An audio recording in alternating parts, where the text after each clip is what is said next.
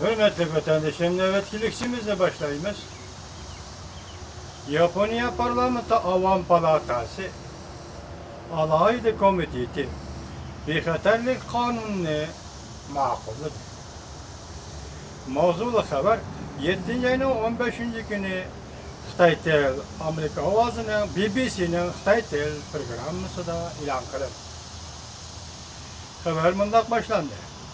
Japonya Hakimiyet Beşi'deki parti Erkin Demokratlar Partisi, Japonya Adalet Partisi, iki partiyenin azaları haftanın 3. günü yani 7. ayının 15.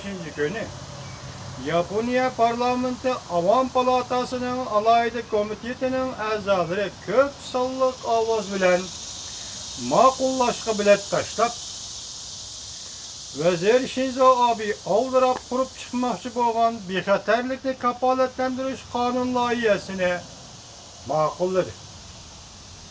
Bu hareket Vezir Shinzo Abe'nin ikinci katımlık vazife yürütüş jarayonida en büyük nişanğa, yani kanun turguzup Japonya'nın urushdan keyinki maxsus mudofaa qilish sistemini tamamlashga yoki bu sistemi xotimi berib Muşinondan ibaret nişanga yıkılışının tünce kademini doğuşluq, basqallığının belgisi bulup kaldı.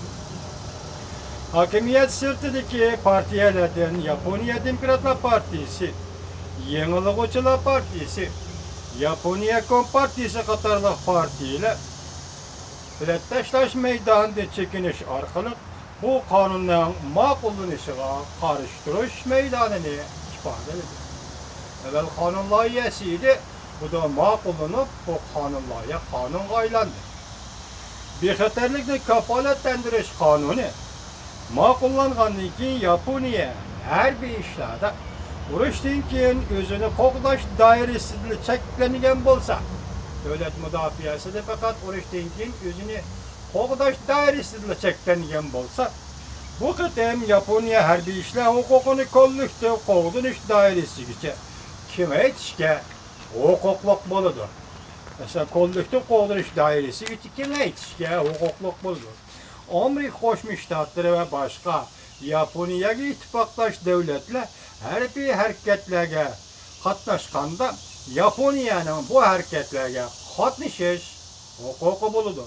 Hamda bu yil 3-oyda o'zgartirilgan yangi Amerika-Yaponiya mudofaa hamkorlik ko'rsatkichi jumladan orolni tortib olishni o'z ichiga olgan, Yaponiyada texnik ko'p yuzi turg'izadigan harbiy hamkorlik harakatlarini ijro qilishga qonun asosida ega bo'lgan bo'ladi. Yoki bu qonun yuqoridagi xilma xil qonunlarning imzolanishiga asos tayyorlab bergan bo'ldi.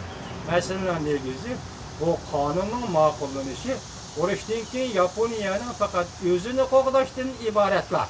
Mushundaq bir sistem ichida armiya ishlatish huquqini endi echib etib, qo'yib etib, qo'llashga qo'g'danish.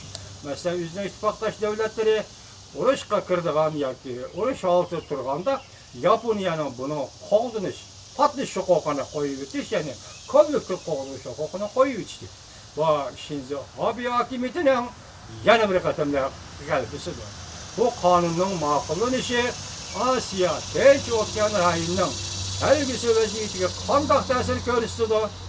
Alloh ömrimizni bersa, ko'rishga nisb bo'lar. Vatandoshlar.